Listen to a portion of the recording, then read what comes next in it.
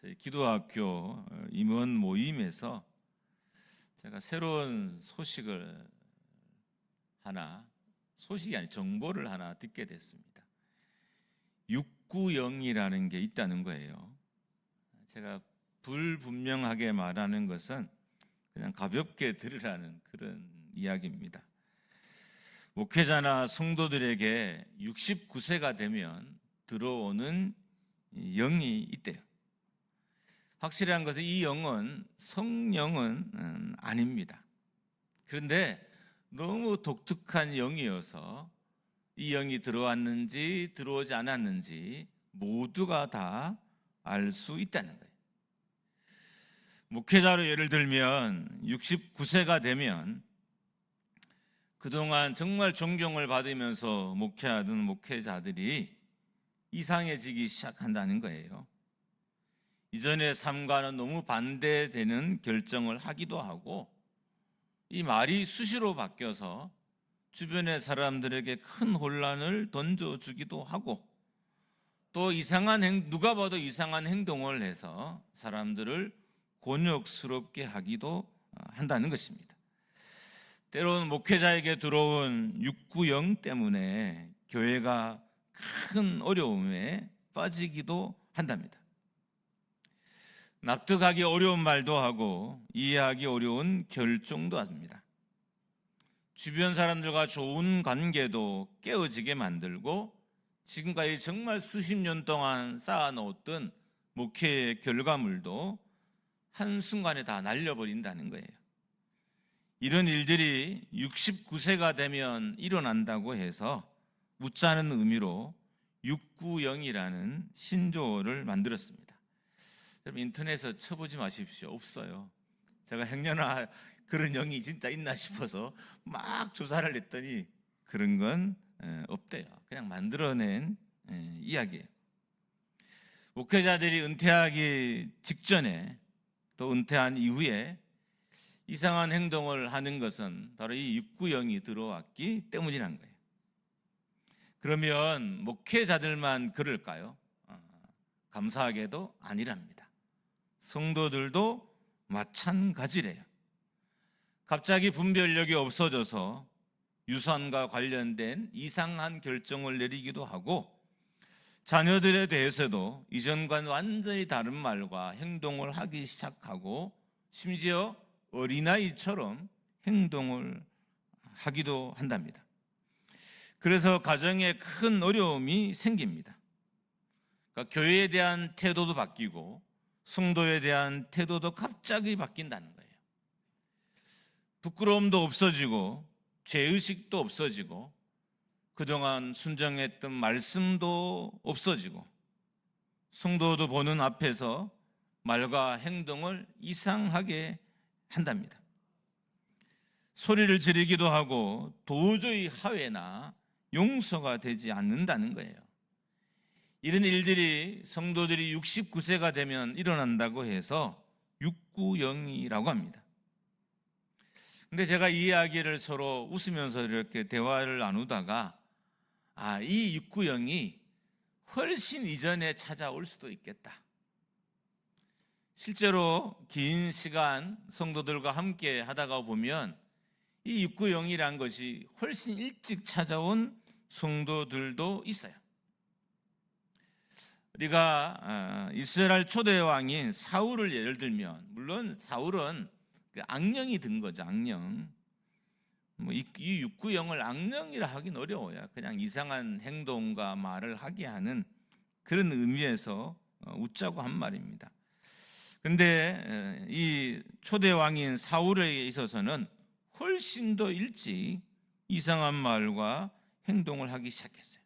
그래서 그냥 추측컨대 이 690이 어떤 사람들에게는 훨씬 더 일찍 오기도 하고 어떤 사람들에게는 안 올 수도 있겠다, 이런 생각을 한번 해봤습니다.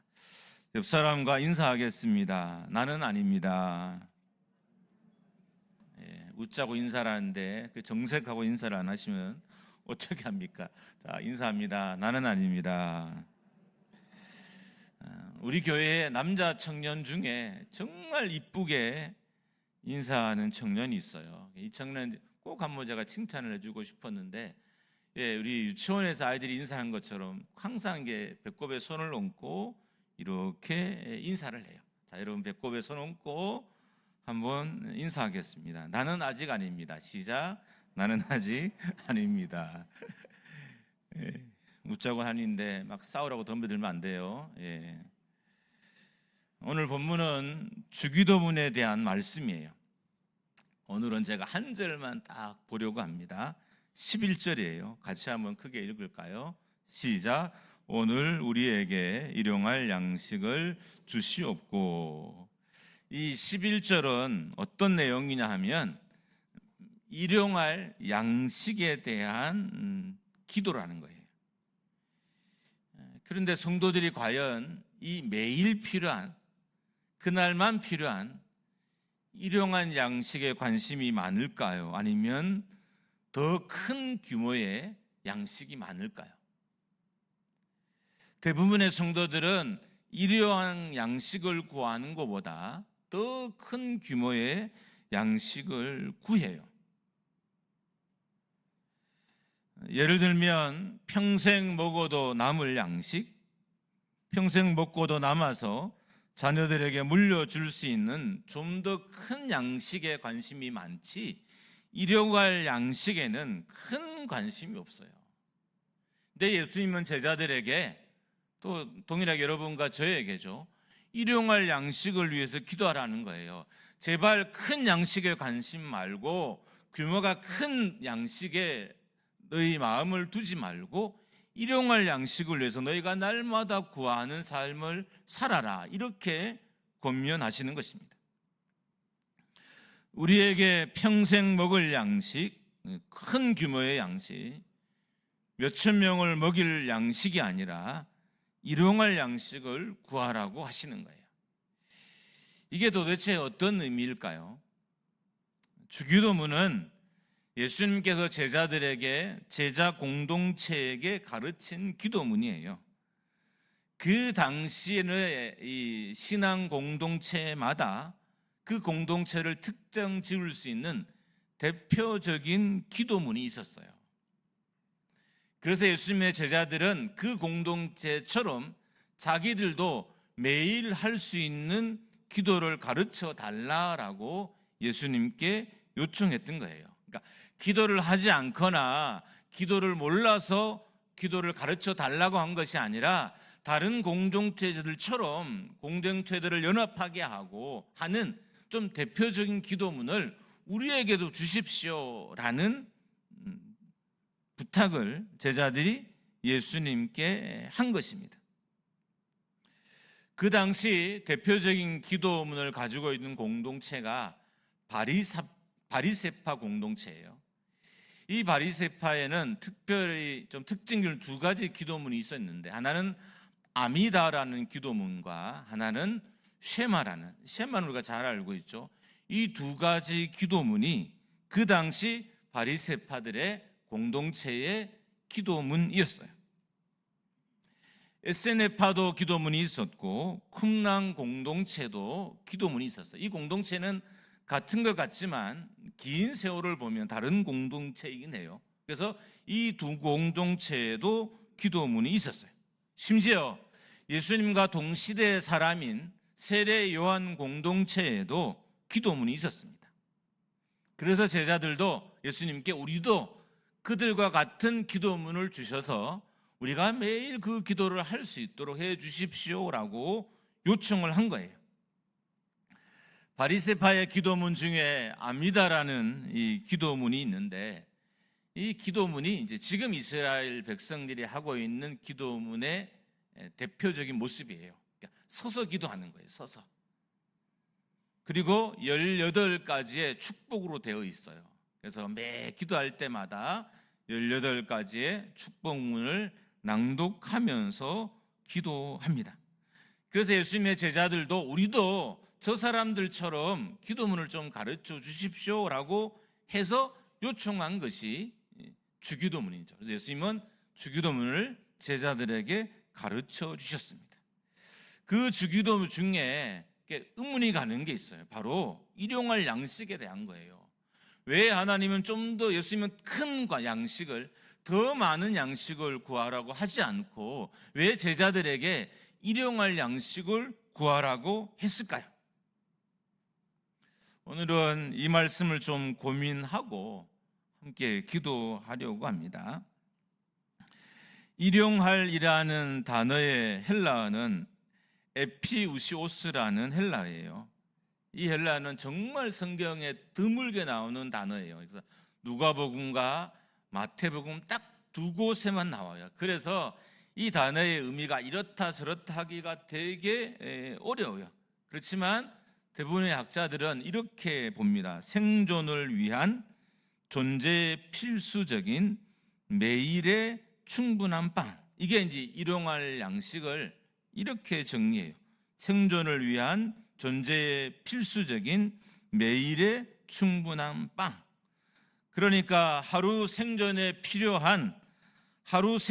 필수적인 하루를 살기에 충분한 빵만 구하라는 거예요.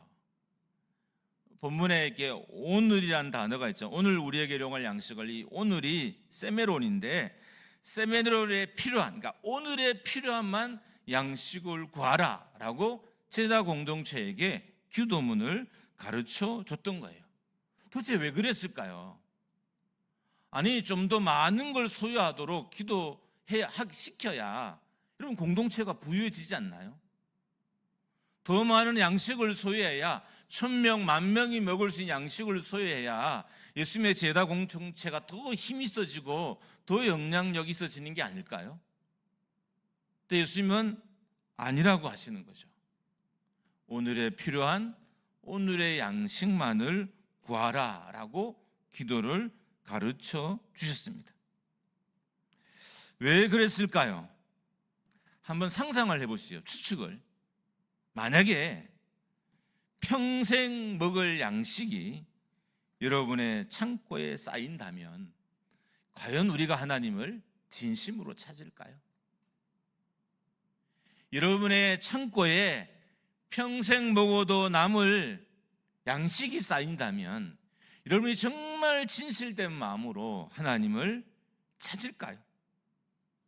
만약에 여러분의 통장에 평생 써도 남을 돈이 통장에 쌓인다면 여러분이 하나님을 온전히 찾을까요?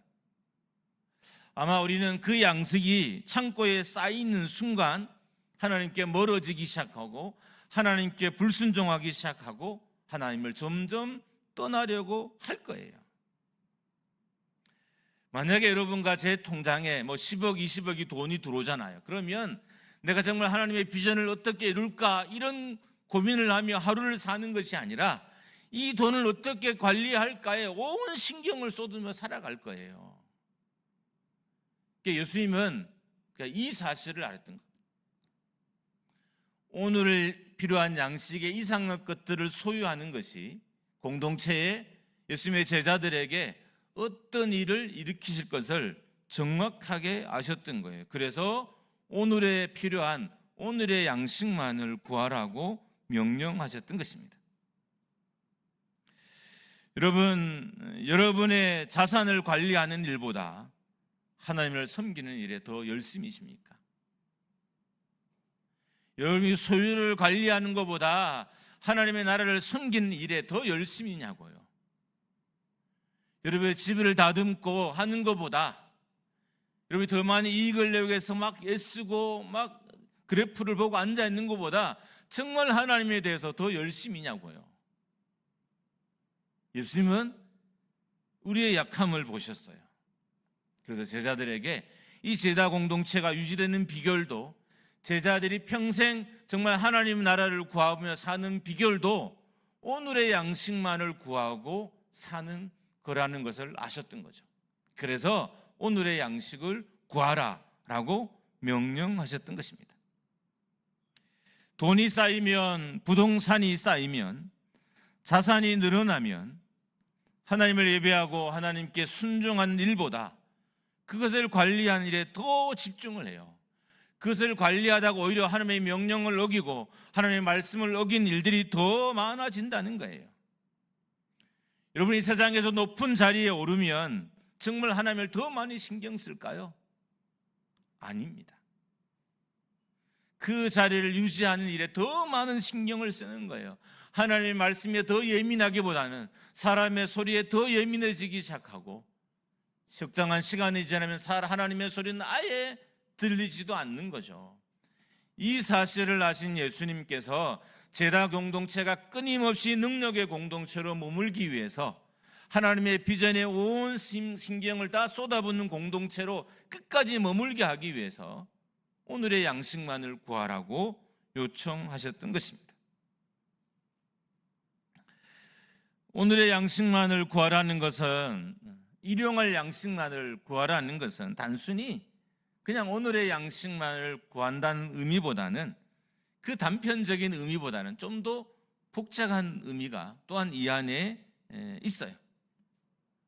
일종의 명령과 같은 건데, 매일의 삶이 하나님 안에 있으라는 명령도 이 안에 포함되어 있는 거죠. 그러니까 다른 것을 구하다가 그것에 종노릇하고 하나님을 떠나고 멀리하는 일들이 너희의 삶에 일어나서는 안 된다는 거예요. 그래서 다른 것을 구하지 못하도록 구하는 것의 총량을 아예 딱 정해놨어요. 오늘의 양식을 구하라는 거예요. 더 큰 집이 아니라, 더 많은 재산이 아니라 오늘의 양식을 구하라고 구함의 총량을 예수님이 딱 정해놓은 거예요. 그래야 끝까지 말씀대로 살고, 그래야 끝까지 하나님 안에 살고, 그래야 끝까지 천국을 누리며 소유하며 살 수 있기 때문에 소유의 구함의 총량을 예수님이 다 정해 놓으셨던 것입니다. 너무 많은 것을 구하다가 하나님으로부터 멀어지지 말라는 거예요. 여러분, 우리가 하나님께 구하다가 실족한 일이 얼마나 많아져요. 하나님, 왜 내 기도는 안 들어주시지? 왜 하나님은 내 이 간절함을 안 들어주시지? 이렇게 실족하고, 단 실족하면 괜찮지만 믿음에서 멀어지기도 하고, 심지어 교회를 떠나는 일들이 얼마나 우리 주변에 빈번하게 일어나요.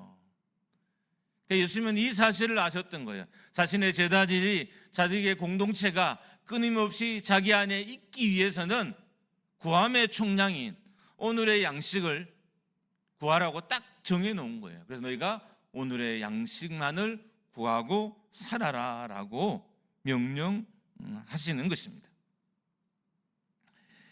일용할 양식을 구한다는 것에는 또 다른 의미가 있는데, 내일을 하나님께 맡긴다는 의미예요. 자, 오늘을 구하면 내일 것은 있어도 없어요. 없는 거잖아요. 내가 오늘의 양식을 구하면 내일 것은 없는 거예요. 오늘의 양식을 구하고 산다는 것은 내일을 하나님의 손에 맡기겠다는 기도와도 같은 거죠. 오늘 필요한 양식을 하나님께 날마다 구하고 산다는 건 내일도 하나님의 손에 있다는 걸 고백하며 사는 것과 같은 의미인 거죠. 오늘의 빵만 구하는 것은 내일을 하나님의 손에 있게 하겠다는 맹세예요. 여러분, 돈이 쌓이면, 부여가 쌓이면 내일이 하나님의 손에 있기가 어려워요. 내일을 내 손에 두려고 노력하는 거지, 내일의 삶을 하나님께 두려고 하지 않는다는 거예요.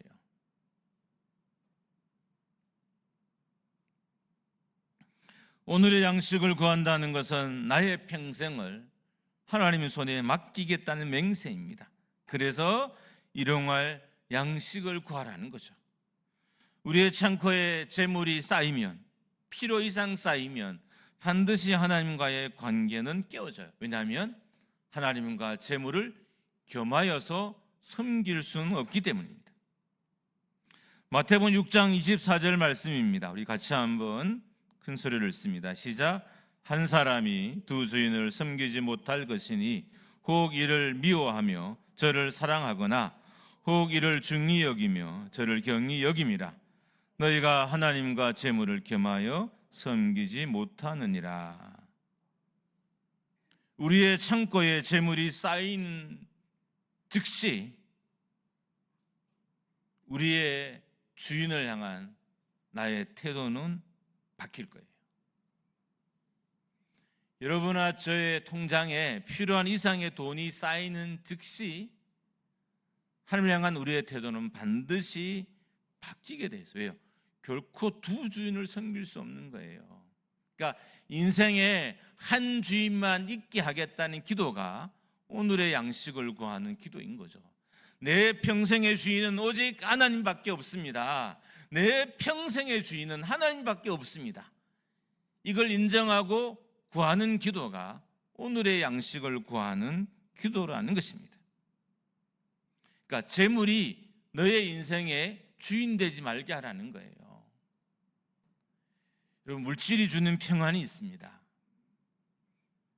여러분이 많이 안 가져봐서 잘 모르시죠? 저도 잘 모르지만 물질이 주는 남다른 평안이 있어요. 그러니까 주변에 그런 사람이 있어서 알 수는 있을 것 같아요. 근데 그 물질이 주는 평안과 우리는 하나님이 주는 평안을 감히 비교하려고 해요. 여러분, 이것부터 실수인 거죠. 어떻게 하나님께로 받는 것과 물질이 주는 것을 비교하려고 할까요? 근데 우리는 그렇게 해요. 어쩌면 그래서 우리가 하나님을 좀 더 많이 알지 못하고, 하나님을 좀 더 깊이 알지 못하고, 좀 더 하나님 때문에 큰 영향력을 받으면서 이 땅의 삶을 살지 못하는지도 모릅니다.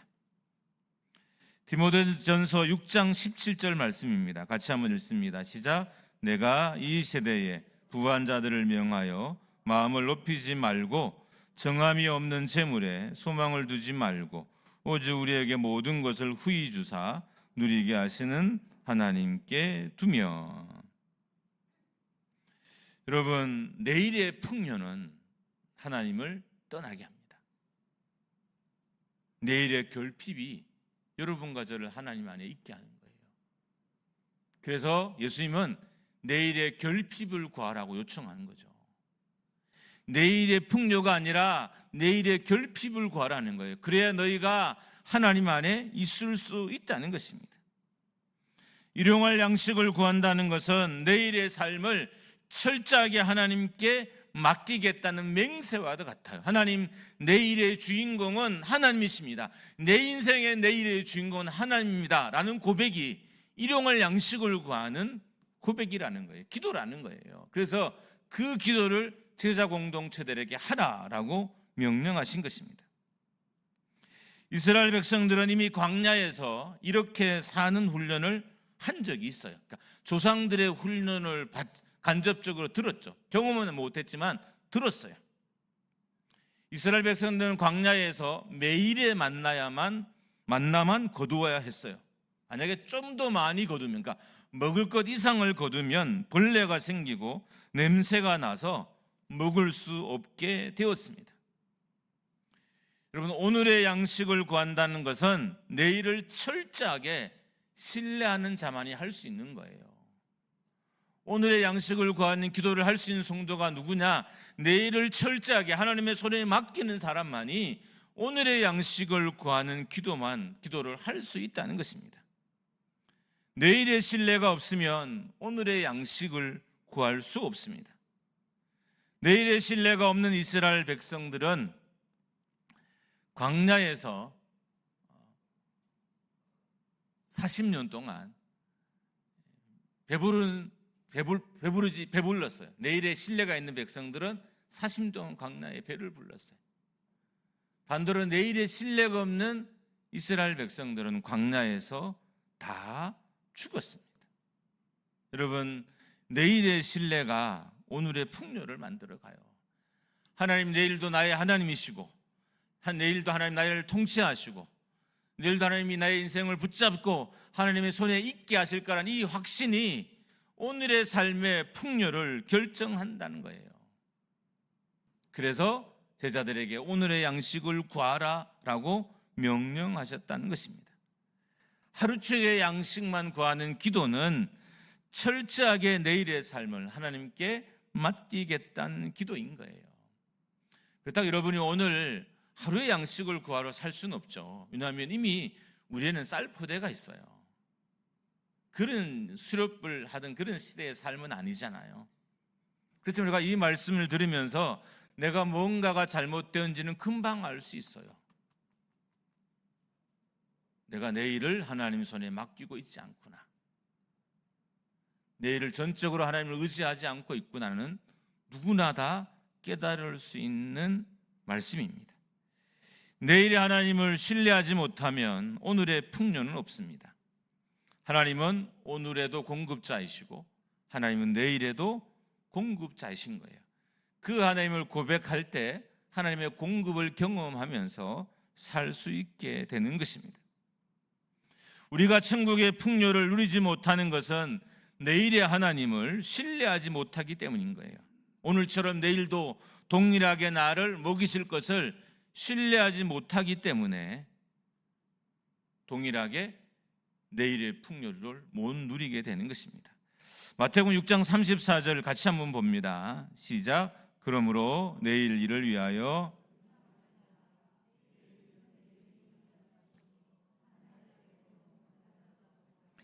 마태복음 6장 34절은 우리가 좀 이렇게 봐야 하는 구절이에요. 되게 놀라운 표현이 있는데 내일의 일은 내일이 염려할 것이요라는 문장이에요. 그러니까 성경에서 잘 보지 못한 문장이죠. 내일의 일은 내일이 염려할 것이요. 이 말을 다른 말로 옮기면 이렇게 돼요. 내일은 하나님, 즉 내일이신 하나님이 걱정하신다는 거예요. 내일 일은 내일이 염려할 것이요. 이 말의 참 의미는 내일은 내 인생의 내일이신 하나님께서 걱정하신다는 거죠. 할렐루야. 여러분, 내일의 삶이 하나님 손에 있는 오늘을 살아야 되는 거예요.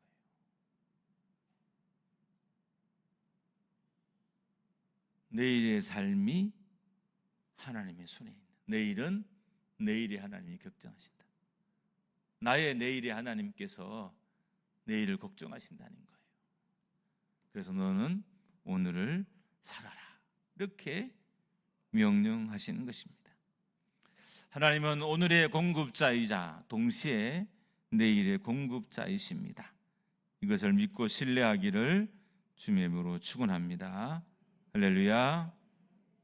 하나님은 우리에게 내일의 결핍을 허락하시는 분이에요. 왜 그럴까요? 내일의 공급자를 신뢰하게 하시기 위한 하나님의 결정인 거죠. 우리가 결핍이 없으면 하나님을 찾지 않습니다. 내일의 결핍을 통해서 더 하나님을 신뢰하기 위해서 하나님께서 우리에게 허락하시는 것입니다. 또한 더 온전히 하나님을 믿게 하기 위한 하나님의 일하심이 있는 거죠. 만나는 하나님께서 오늘의 공급자이자 내일의 공급자인 것을 믿을 때 계속해서 이스라엘의 밥상 위에 올려졌습니다. 어떻게 우리의 영적인 밥상이 풍요해질까요? 하나님이 오늘의 하나님이자 동시에 내일의 하나님인 것을 신뢰할 때 내가 오늘의 풍요 속에 오늘을 살아갈 수 있습니다. 여러분, 내일을 걱정하는 사람은 오늘의 풍요를 빼앗기고 살게 돼요. 그래서 근심하고 걱정하며 오늘을 살아가요. 여러분, 성도들에게 얼마나 많은 근심과 걱정이 있는지 이루 말할 수 없어요. 어쩌면 그 걱정들은 우리 생각엔 당연히 해야 하는 것일처럼 느껴질 수도 있지만 내일의 하나님을 신뢰하지 못하는 믿음 없는 오늘의 불안일 수도 있습니다. 여러분, 하나님은 여러분의 인생의 오늘의 하나님이시자 또한 영원한 내일의 하나님이십니다. 할렐루야. 하나님은 우리 교회의 내일이심을 믿습니다. 하나님, 여러분의 인생의 내일이심을 믿습니다. 내일의 일은 나의 내일이신 내일의 하나님께서 책임져 주신 거예요. 이 누름이 여러분과 저에게 있기를 주님의 이름으로 축원합니다. 함께 찬양.